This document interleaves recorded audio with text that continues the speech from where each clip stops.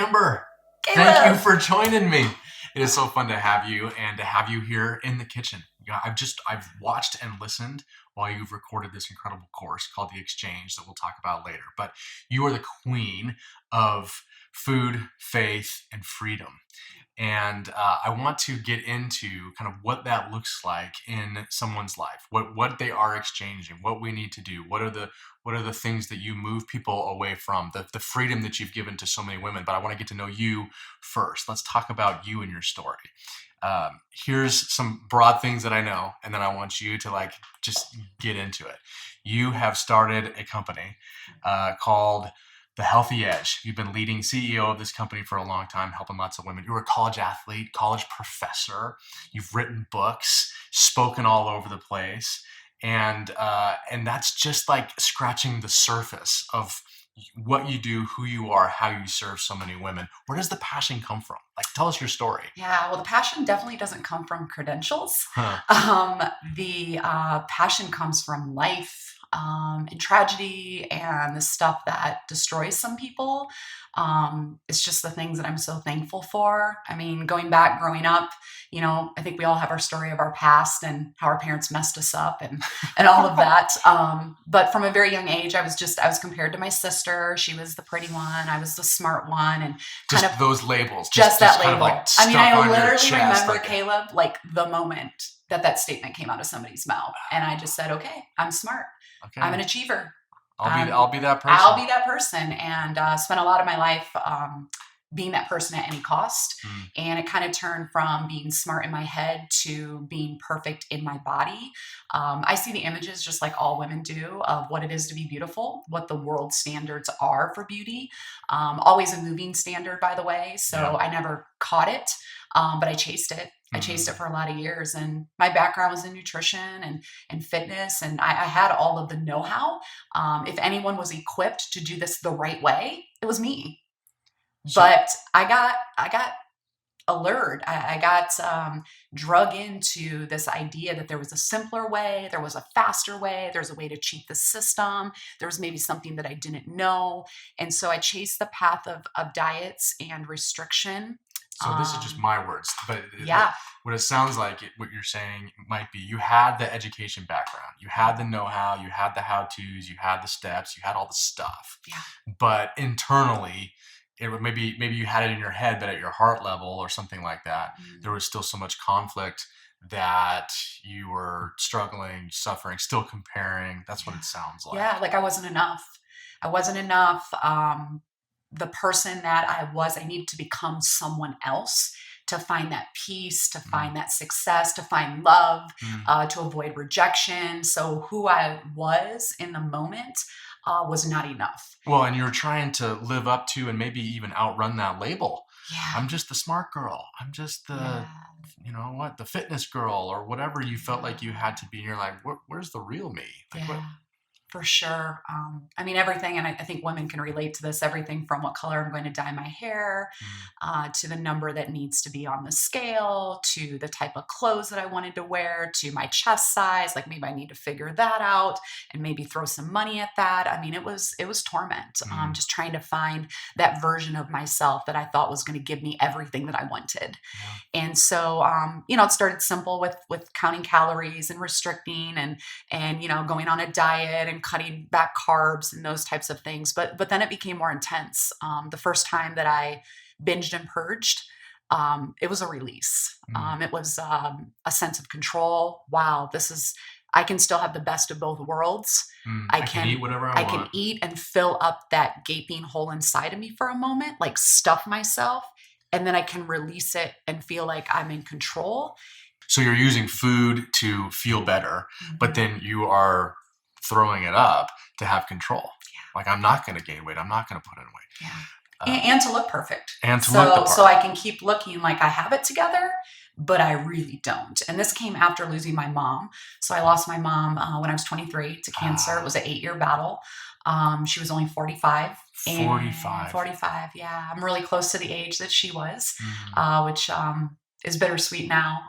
But I didn't know how to deal with it at 23. I had no clue. So the world was throwing alcohol at me, and I had exercise, and I had men, and the intention that I could get there. And there were so many things that would divert my attention away from that grief, but it only lasted for split seconds. So I was constantly chasing after the next thing. And that was a 5-year cycle of laxative abuse, excessively exercising, bulimia, sometimes multiple times a day. And I would promise myself every day that this would be the last day, every day. And then the next day would come and I would be out of integrity with myself again and let myself down again. And I think a lot of women can relate to that. For how long? For 5 years. For 5 years. Yeah, for 5 years solid. Yeah. And on the outside, everybody thought I had it together. Lots of compliments, success, accolades. What kind of success? What were you doing at that time? At this time, I was an assistant volleyball coach at a university. I was a college professor of human nutrition and wellness. I was strong.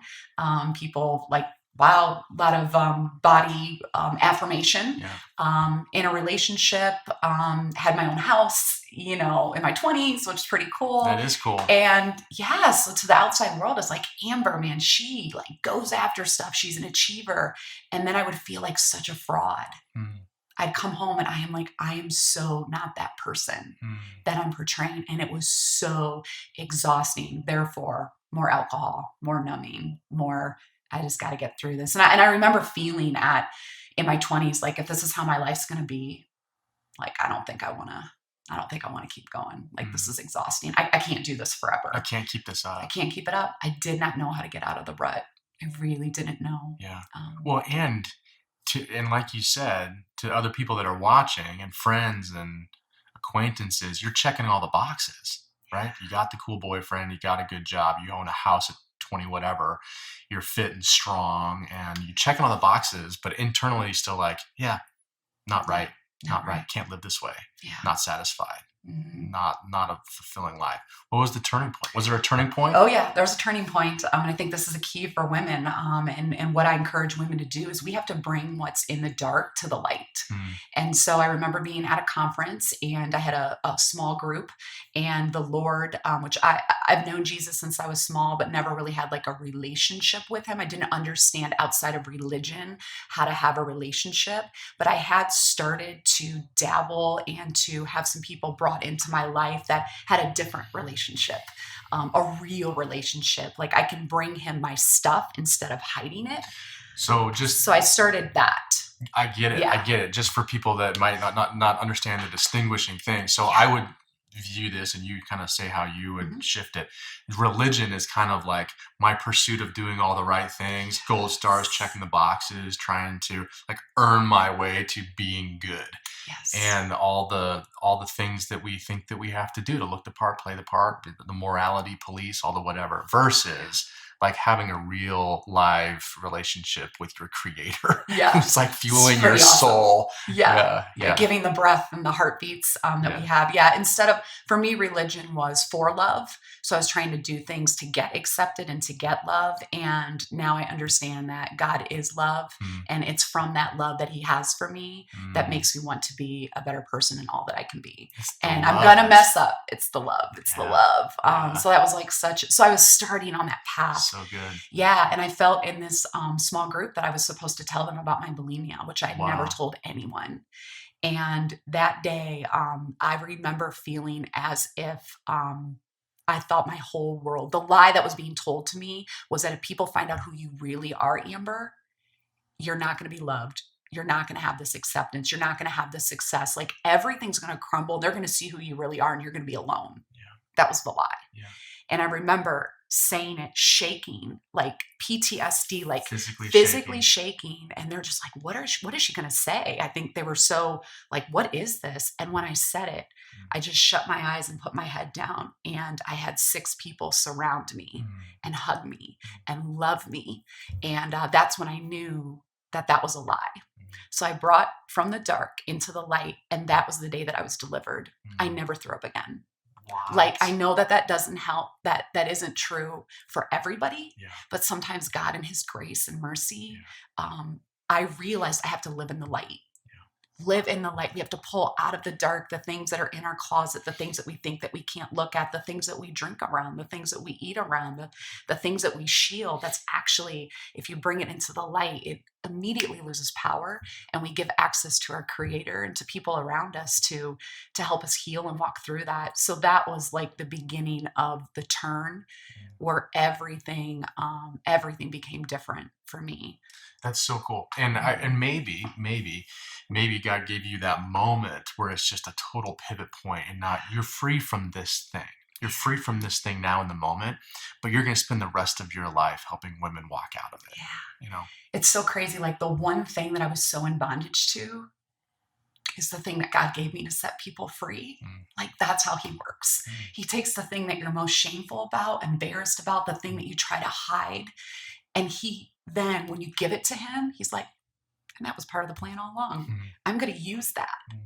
And I found my purpose in the darkest season of my life.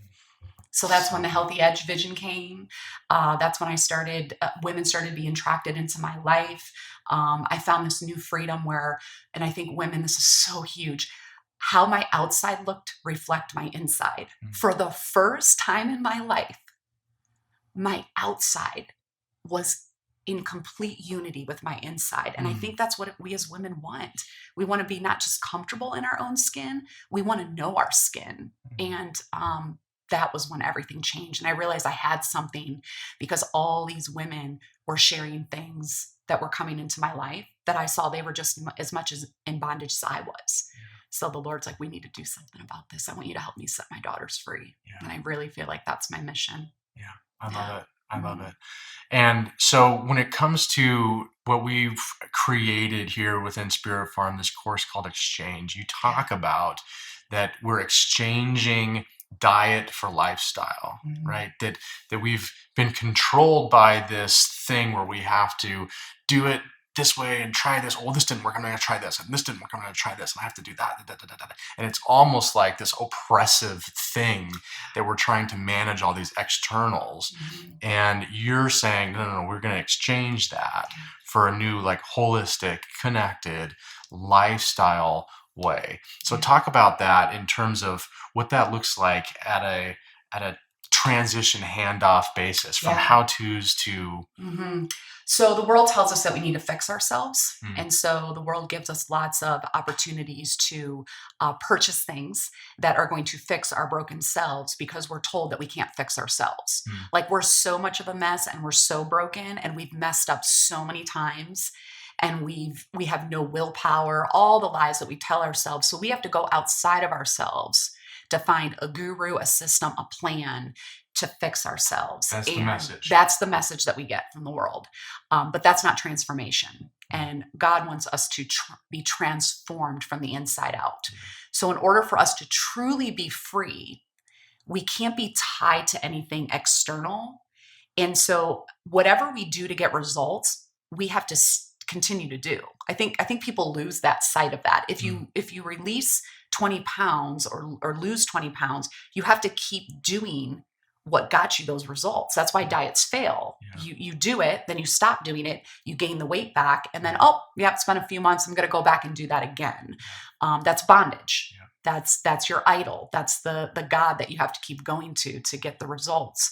And the way that I have seen and the way that I feel like I'm living free is that I allowed the transformation to happen from the inside. So I had to deal with what's under the food. I had to deal with what was under the compulsion to exercise. I had to deal with what was under this idea that my body had to look a certain way, and that number on the scale needed to be that number. So those are all the superficial things that diets address, the food, the scale, but really it's what's underneath it.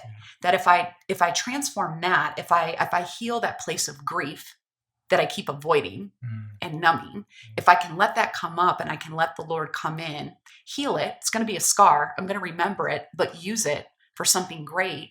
Then I don't feel tempted to go to those things. And it's amazing. Behaviors fell off, Caleb, that I would just go, I haven't done that in a while.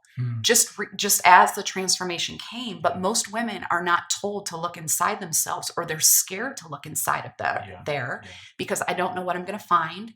I'm afraid that's going to kill me. I'm literally going to be destroyed if I deal with that loss of my child. I'm literally going to be destroyed if I deal with that betrayal of my husband. I literally can't go there. And so if you don't deal with it, the pain, it has to be managed. If we don't deal with the pain, it has to be managed. And we live a whole lifetime managing our pain. Yeah. Managing, medicating, insulating, keeping all of these plates spinning and these balls in the air and people at arm's length, and managing our lives to try to keep up appearances and leaning into it. Someone told me once when I was going through a divorce in my 20s that it was the first like massive failure of my life. It was the first massive disappointment. And I was upside down. I didn't know which way it was up, how to, and he said, lean into the knife. Like, feel this. Don't medicate it. Don't go and drink it away. You've got to feel it. The only way through is through. And so just deciding, all right, I'm going to go there. It's going to kind of suck, but there's freedom on the other side. So I'd like to speak to that because so I started company at 28, the Healthy Edge, after being delivered. And it was amazing. God just started breaking things off, healing my mom's death. I had rejection in my past, a lot of betrayal, a lot of forgiveness happened. It was amazing. I met my husband. I'm married. We're a great couple, powerhouse. We're starting this company. Like, everything looks great on the outside once again. But there were some things that were missing. There were some things that the facade kind of covered up. And so kind of started walking through and then I'm 38. So I'm 10 years later, I have a baby in my belly. I've been walking this healthy lifestyle. I'm coaching women. I'm speaking. I'm like living the dream, right? I've come out of this place and here I am. I'm victorious. And I'm 7 months pregnant, and I open up an email, and it's from my best friend. And she proceeds to tell me that she's having an affair with my husband. And so my whole world, there was nothing like that shattering. I wrote about this. It wasn't even like shattered, and maybe I can try to spend some time over the years putting the pieces together. It was literally dust. Like, my life was dust. Friends fell off. It was just amazing how fleeting all the things that I had thought were so stable in my life came down. But here's the beauty. It was not beautiful then, but I remember the Lord speaking to me, because at this point my journey is strong with my Creator. And I know that He is for me. Yes, at this point, He is for me, not against me. He's going to work it out for good. And He said, you're going to walk through this grief, Amber, in your new transformed self. No bulimia, no alcohol, no men, no. And He laid some things on my heart, like intense things. I gave up alcohol for a year, no TV for a year. And I just leaned into Him. And in 2 years, I moved into forgiveness for my best friend, forgiveness for Brian, and my body even transformed even more. Like, I just got healthier. It's like He was exalting me to like this new level. And I just thought, wow, He knew that was coming. Like, He was preparing me for a devastation that in my 20s would have destroyed me. Like, literally would have obliterated me and probably taken me off the planet. And he got me the strength in Him, and I was able to walk through that. And so I'm grateful for it now. Like, it's been a few years. Isn't that crazy? Like, you it's wouldn't crazy. Wish that on your worst enemy, and yet now you can find meaning in it. Yes. You're even grateful that it happened because of who you are and who you're able to help. I know. It's unbelievable. And the freedom that food can be food. One of the things I want ladies to know is that there's a fear around food. There's a love-hate relationship around food, and all good things come from above. Like, God gave us food. He created food to go with our bodies. And there's so much joy that's available to us in food and working out. And it's like a gift, but we look at it as a punishment and like this thing we need to control. But actually, the Lord wants us to use it as a gift. And so every day, I love what I eat. I love how I move. And I want to give this to other women. I see that gift. I see that. I know it's a challenge for so many. It's a challenge for guys too. But food, I mean, it tastes good, right? And after you work out, the endorphins, you feel good. And yet they can be, both of those things, as with all of our other compulsions, controlling. And we get wound up and they get kind of out of control. Well, we talk about this in the exchange about abuse. Abuse is simply using something for a purpose it wasn't intended for. Right. It isn't that food is bad. It's that we're using it for purposes. Same thing with exercise, even relationships, alcohol. We're using it for purposes that it was never intended for. Yeah. And when we can go through that transformation, God lines those things back up so that we can enjoy them the way that he intended to and live the abundant life that we were created to live. Yeah. I believe that. So in this course called The Exchange, trading diet for lifestyle and everything that's involved in that, there are 6 videos. Yeah. You break down, there are 6 teaching videos where you go after the shift, the shift in mindset, the shift in heart, kind of sparking the transformation, forcing us to lean into those dark places and bring them into the light in a safe place because you model it. And so those teachings are amazing. They're fantastic. They're excellent. And on top of that, there are 6 practical how-to videos that get into the nitty-gritty of exercise, of food, of how to think about meal prep, of all those kinds of things that you break down in such a meaningful way. Yeah, and it's crucial to have that foundation of the inside, and then on top of that foundation, then we're going to add the how-tos, as opposed to let's do the how-tos first, and I want to change who I am. That's going to be physical. We're flipping that. Yeah. So the main thing is inside of myself. Where do I go? Realizing how I'm using food, and then the practical how-tos really for me is to dispel the myths. There is so much information coming out at us of what we're supposed to do. There's so much confusion, and I understand that women are confused.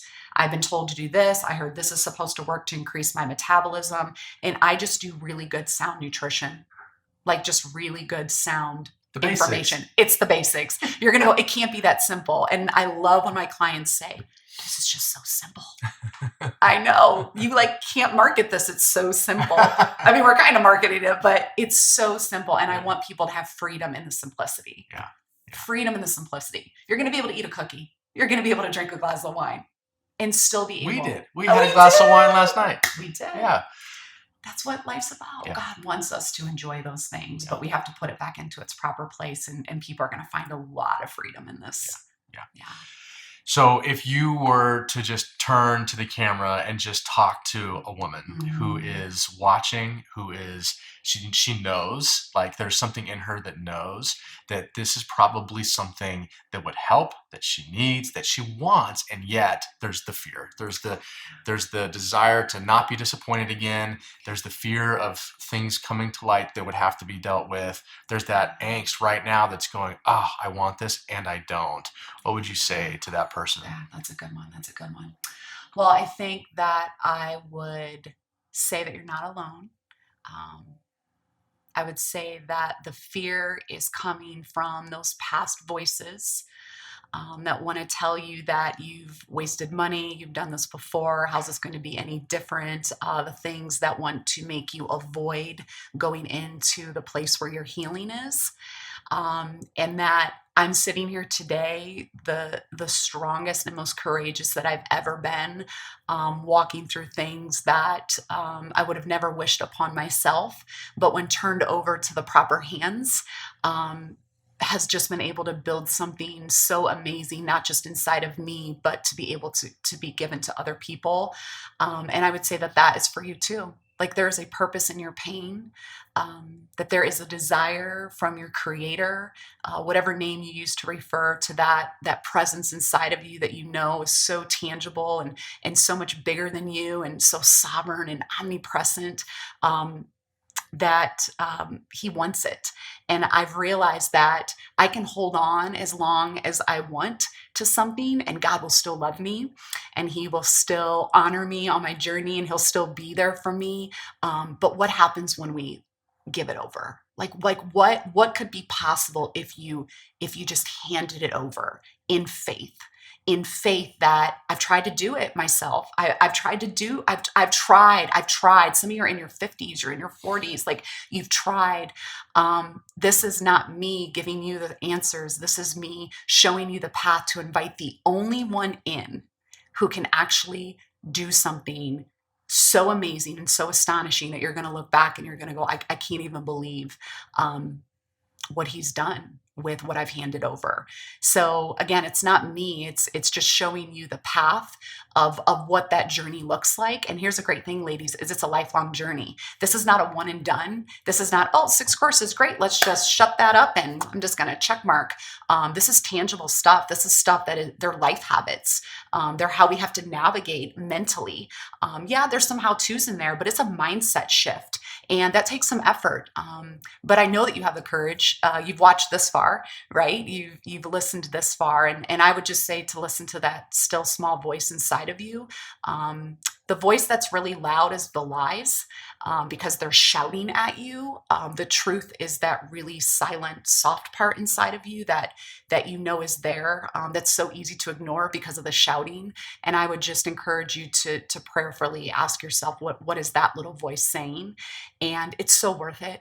That's the last thing. It is so worth it. I feel like I am in a season of my life where my God is so big that my life only has the ability to be as big as it is because of how big he has shown himself to be. And I want God to be bigger for you. And that's my hope, that there's ladies out there that connects with that message, because God wants us to be free.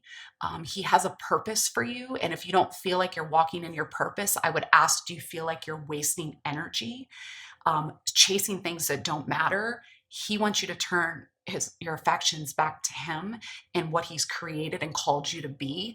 And you got to do the work. And I'm honored to be able to show people what that looks like, to get in there and do the work.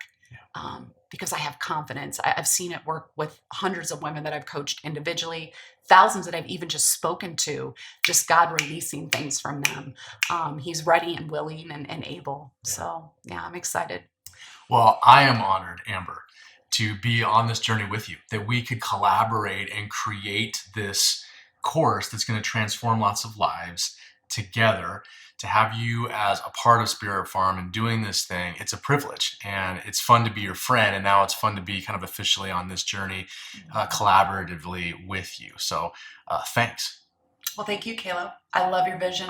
I love what Spirit Farm's doing. I think that it's needed. People are starving for it. And I'm just super excited what God's going to do. It's so good. Awesome. Now, where do we go from here? The next step is click below. Click below and sign up. Get on board. Do it. Just do it. Go with that. If you're feeling that whisper, that still small voice, that you're being led. You're being led. It's going to be worth it. As I was taught, lean into the knife. Take this step. Go for it. I listened in the other room while Amber was recording all these teachings. They were powerful for me. I know that they will resonate with you. And then the practical takeaways as well. We're going to cultivate and create a group dynamic too, so that you can feel supported on this journey. We're giving you free stuff to make it an absolute no-brainer. Amber is going to show you how to make a smoothie, an afternoon smoothie that you can just take the stuff in your fridge and in your pantry. You're going to be able to make it work and eat healthier. She's going to give you a workout video that's going to inspire you to just like move your body. It's all going to come together and make sense. So click below. Let's go on this journey together. I can't wait for you to walk with Amber through this transformation in your life. Amber, thank you again. We'll follow up with exciting kind of stories of lives that are changed. We'll keep doing this. It's a pleasure to be on this journey with you. Yeah, awesome.